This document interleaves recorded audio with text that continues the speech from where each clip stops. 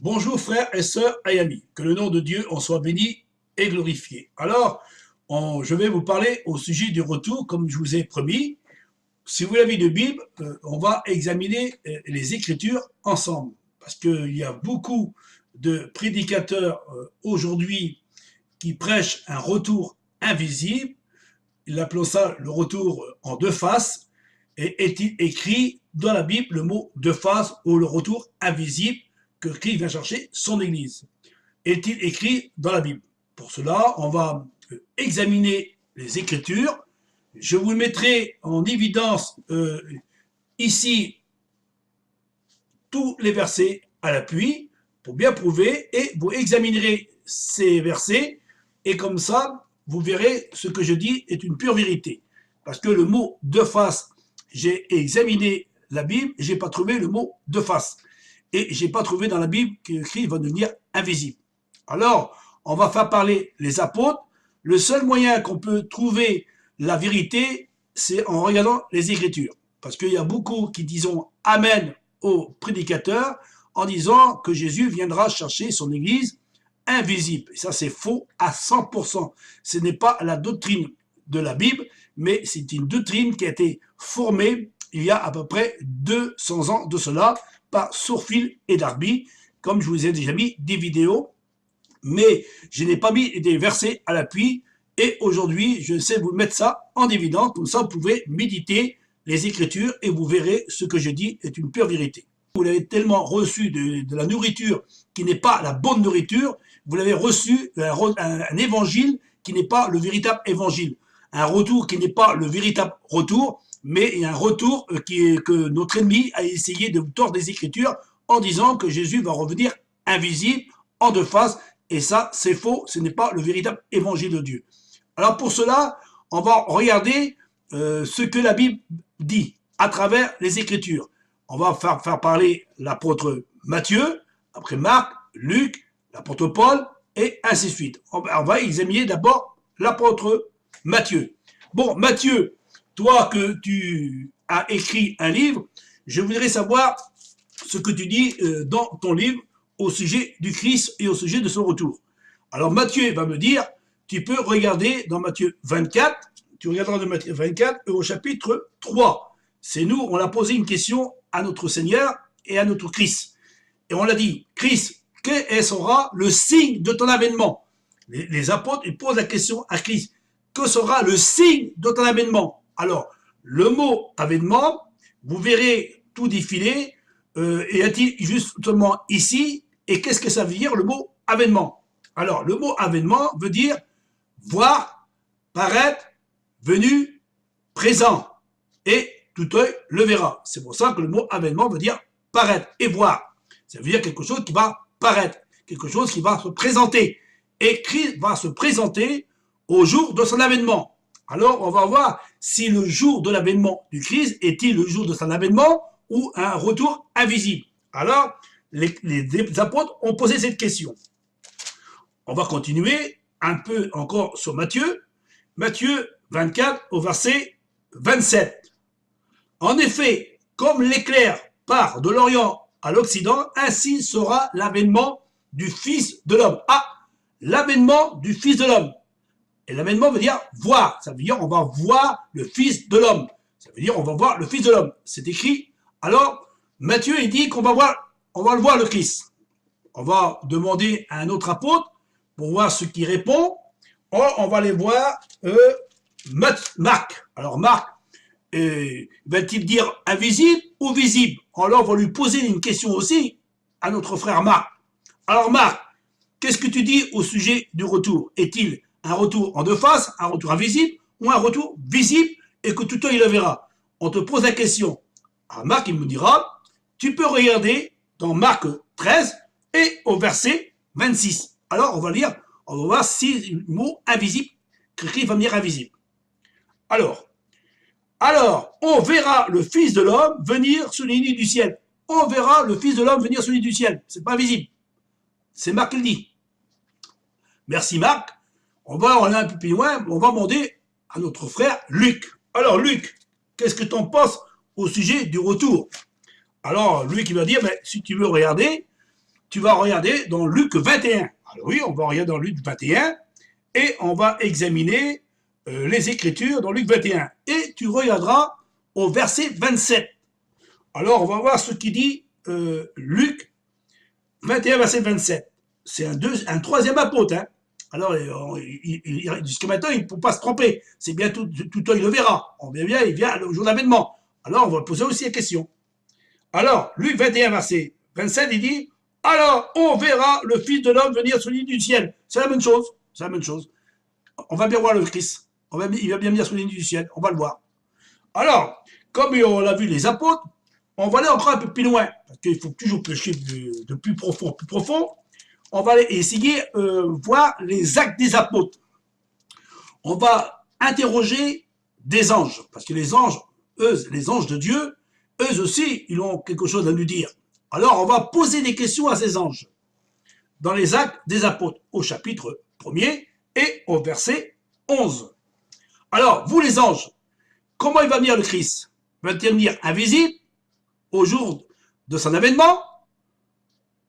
Alors les anges disent au chapitre 11, les actes des apôtres, au chapitre, le premier chapitre des apôtres, au verset 11, il nous dit « Ce Jésus qui a été enlevé au milieu de vous, il reviendra de la même manière que vous l'avez vu monter au ciel. » Alors, si Jésus, quand il est monté au ciel, il n'est pas monté invisible. Parce qu'ils l'ont vu monter au ciel. Et il a dit, comme vous l'avez vu monter au ciel, il reviendra de la même manière. Alors ça veut dire que quand il reviendra, il ne revient pas visible. Il sera visible. Les anges ont dit que Jésus viendra au jour de son avènement. On va le voir. Jusqu'à maintenant, ça tient bien la route, qu'il y a bien un retour visible, et non invisible, comme ces prédicateurs prêchent. On va continuer. C'est pas un retour invisible. Les anges, ils prononcent bien que Jésus, si on l'a vu monter, en levant les yeux, on l'a vu monter, c'est pour ça qu'il a dit, levez votre tête quand votre délivrance est proche. Parce que quand je vais la tête, quand je vois mon Seigneur, mon Christ venir sur la ligne du ciel, et que je veux le voir de mes propres yeux, parce que j'ai cru à son avènement, eh ben je me réjouirai. Mais vous, que vous n'avez pas cru à son avènement, vous avez combattu les hommes de Dieu, les élus de Dieu, les disciples de Dieu, vous l'avez combattu en disant que c'est faux, que Jésus revient invisible, et pourtant, la Bible, elle est claire. Jusqu'à maintenant, déjà 4 évangiles qui disent que Jésus, il viendra au jour de son avènement, moi, paraître venu présent. On va continuer. On va demander à l'apôtre Paul. Paul, alors, on sait bien qu'il y a plusieurs livres dans l'apôtre Paul. Alors, si vous avez la Bible, 1 Thessaloniciens 2, au verset 1er, il dit Christ va apparaître au jour de son avènement. Il dit bien, et au chapitre 1 Thessaloniciens 2, verset 8, il dit que Christ paraîtra par l'éclat de son avènement. Par l'éclat de son avènement. Vous pouvez regarder, c'est marqué noir sur blanc dans la Bible. Et en plus, quand on regarde, quand l'apôtre Paul dit cela à travers de son évangile, il dit bien qu'il va venir comme l'éclair, comme l'éclat. Et l'éclat et l'éclair, c'est ça que justement, c'est ce qui avait dit l'apôtre Matthieu au chapitre 24 et au verset 27. Il dit, il vient comme une éclair au jour de son avènement. Et Paul dit comme une éclair. Comme une éclair. C'est exactement la même chose. Ça veut bien que Christ, il va bien apparaître comme une lumière. Comme une lumière. Il viendra pas, la lumière n'est pas invisible. L'éclair, elle n'est pas invisible. Et le retour invisible n'existe pas. Ça, c'est faux à 100%.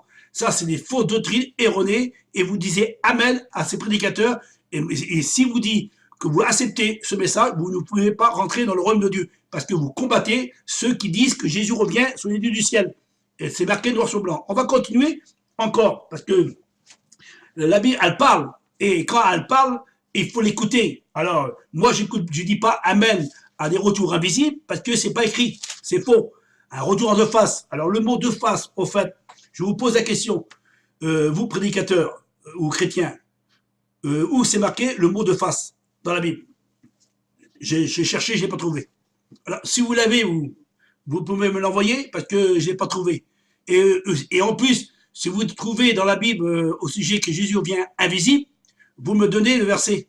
Le verset, vous me le donnez parce que je l'ai pas trouvé. Christ, il n'a jamais dit qu'il vient invisible. Les apôtres n'ont jamais dit qu'il est invisible. Je vous ai montré les versets. Je vous mettrai tous en évidence ici, là. Et je vous mettrai tous les versets à l'appui pour bien prouver ce que je dis. Alors, on va regarder encore le dernier livre, parce que c'est le livre de l'apôtre Jean, l'Apocalypse. Alors, on va voir ce qui dit l'Apocalypse. Parce que bon, alors, si vous l'avez la Bible, vous l'avez là, on va regarder ensemble. Alors, Apocalypse au chapitre 1er et au verset, alors on va bien regarder, au verset 7. Il dit bien, voici, il vient avec les nuées. Tous les hommes ou tous les tribus, ils verront celui qui l'ont percé. Ça veut dire que là, Christ qui va revenir, on va le voir apparaître. Tous les tribus de la terre se lamenteront et ils verront le Fils de l'homme venir sur l'île du ciel avec puissance et gloire. L'Apocalypse de Jean le confirme à travers de ce verset.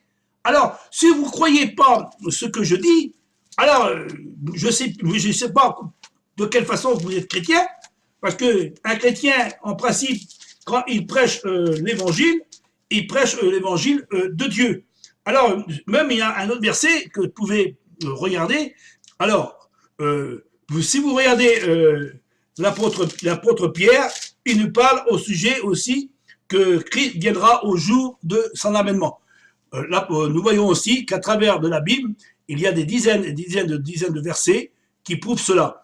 Alors, vous, chrétiens ou prédicateurs, si vous croyez que ce retour est invisible à vos yeux, et pourtant la Bible, elle parle clairement que Christ viendra celui du ciel. Il s'assit sur la montagne des Oliviers, et les disciples vinrent en particulier lui faire cette question.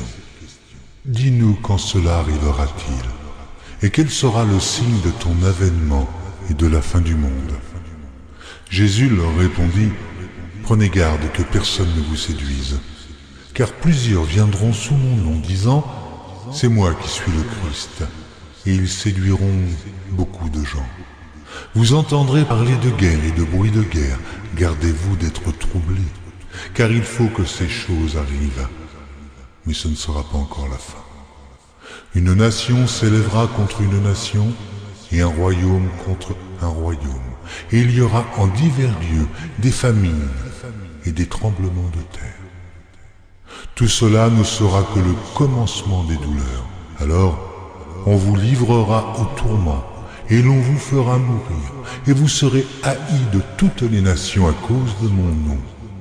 Alors, aussi, plusieurs succomberont, et ils se trahiront, se haïront les uns les autres. Plusieurs faux prophètes s'élèveront, et ils séduiront beaucoup de gens. Et, parce que l'iniquité se sera accrue, la charité du plus grand nombre se refroidira. Mais celui qui persévérera jusqu'à la fin sera sauvé. Cette bonne nouvelle du royaume sera prêchée dans le monde entier pour servir de témoignage à toutes les nations. Alors viendra la fin. C'est pourquoi, lorsque vous verrez l'abomination de la désolation dont a parlé le prophète Daniel établie en lieu saint, que celui qui lit fasse attention. Alors que ceux qui seront en Judée fuient dans les montagnes, que celui qui sera sur le toit ne descende pas pour prendre ce qui est dans sa maison, et que celui qui sera dans les champs ne retourne pas en arrière pour prendre son manteau. Malheur aux femmes qui seront enceintes, et à celles qui allaiteront en ces jours-là. Priez pour que votre fuite n'arrive pas en hiver, ni un jour de Shabbat, car alors, la détresse sera si grande qu'il n'y en a point eu de pareil depuis le commencement du monde jusqu'à présent et qu'il n'y en aura jamais. Et si ces jours n'étaient abrégés, personne ne serait sauvé. Mais à cause des élus, ces jours seront abrégés. Si quelqu'un vous dit qu'alors le Christ est ici ou il est là, ne le croyez pas. Car il s'élèvera de faux Christ et de faux prophètes. Ils feront de grands prodiges et des miracles, au point de séduire, s'il était possible, même les élus. Voici, je vous l'ai annoncé d'avance. Si donc on vous dit, voici, il est dans le désert, n'y allez pas. Voici, il est dans les chambres, ne le croyez pas. Car, comme l'éclair part de l'Orient et se montre jusqu'en Occident, ainsi, sera l'avènement du Fils de l'homme. En quelque lieu que soit le cadavre, là s'assembleront les aigles. Aussitôt après ces jours de détresse, le soleil s'obscurcira, la lune ne donnera plus sa lumière, les étoiles tomberont du ciel et les puissances des cieux seront ébranlées. Alors, le signe du Fils de l'homme paraîtra dans le ciel. Toutes les tribus de la terre se lamenteront et elles verront le Fils de l'homme venant sur les nuées du ciel avec puissance et une grande gloire. Il enverra ses anges avec la trompette retentissante et ils rassembleront ses élus des quatre vents depuis une extrémité des cieux jusqu'à l'autre. Instruisez-vous par une comparaison tirée du figuier. Dès que ses branches deviennent tendres et que les feuilles poussent, vous connaissez que l'été est proche. De même, quand vous verrez toutes ces choses, sachez que le Fils de l'homme est proche, à la porte. Je vous le dis en vérité, cette génération ne passera point que tout cela n'arrive. Le ciel et la terre passeront, mais mes paroles ne passeront point. Pour ce qui est du jour et de l'heure, personne ne le sait, ni les anges des cieux, ni le Fils, mais le Père seul. Ce qui arriva au temps de Noé arrivera de même à l'avènement du Fils de l'homme. Car dans les jours qui précédèrent le déluge, les hommes mangeaient et buvaient, se mariaient et mariaient leurs enfants, jusqu'au jour où Noé entra dans l'arche, et ils ne se doutèrent de rien, jusqu'à ce que le déluge vînt et les emporte à tous. Il en sera de même à l'avènement du Fils de l'homme. Alors, de deux hommes qui seront dans un champ, l'un sera pris et l'autre laissé. Voici, il vient avec les nuées, et tout œil le verra, même ceux qui l'ont percé, et toutes les tribus de la terre se lamenteront à cause de lui. Ce n'est pas un enlèvement secret, comme vous avez dû l'entendre. Toute personne sur terre assiste à cet événement extraordinaire. Car le Seigneur lui-même a un signal donné, à la voix d'un archange et au son de la trompette de Dieu, descendra du ciel, et les morts en Christ ressusciteront premièrement. On entend alors une trompette résonner dans les cieux. Et la voix toute puissante du Sauveur appelle les saints endormis depuis des siècles.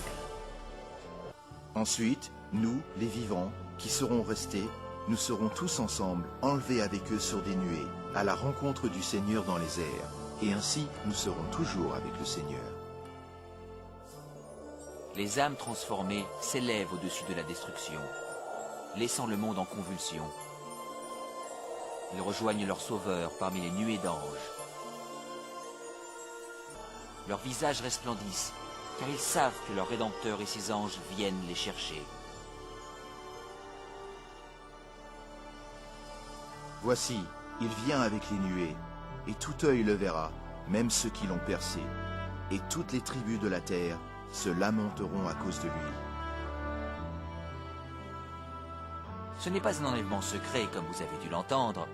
Toute personne sur terre assiste à cet événement extraordinaire.